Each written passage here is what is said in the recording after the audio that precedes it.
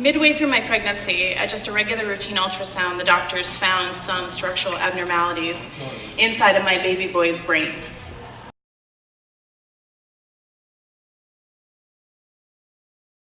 No one could tell us what his future would hold. Nobody could tell us if he would be able to walk or talk or do much of anything. The very first time my baby boy looked into my eyes, I knew that there was something wrong with his eyes. They just didn't look right.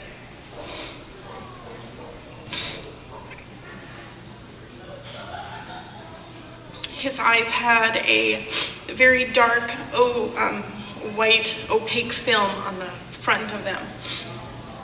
And I spent the rest of that night in the hospital trying to figure out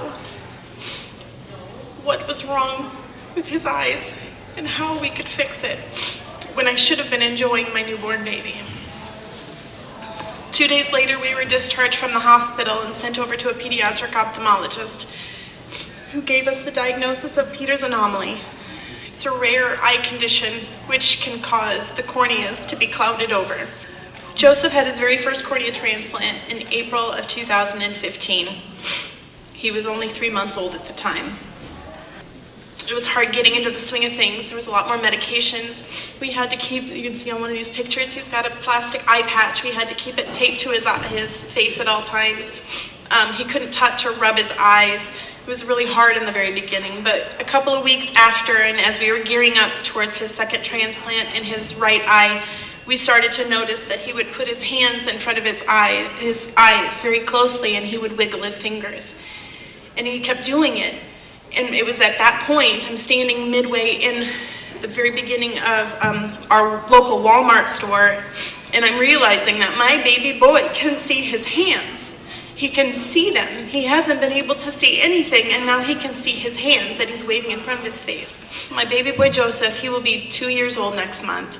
Last month, he celebrated 20 months of sight, which is a feat that we never thought we would get this far. Some kids with Peters anomaly have lost their vision by the time that they're Joseph's age.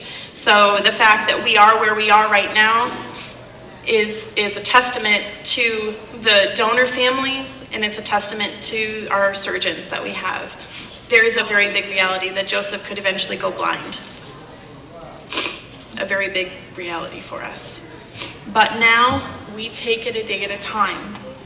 Every day that my baby boy can open up his 2 gifts that he was given, it's like it's Christmas every day for him. He has 2 gifts that were given that we can't ever repay, and thank you just isn't ever enough.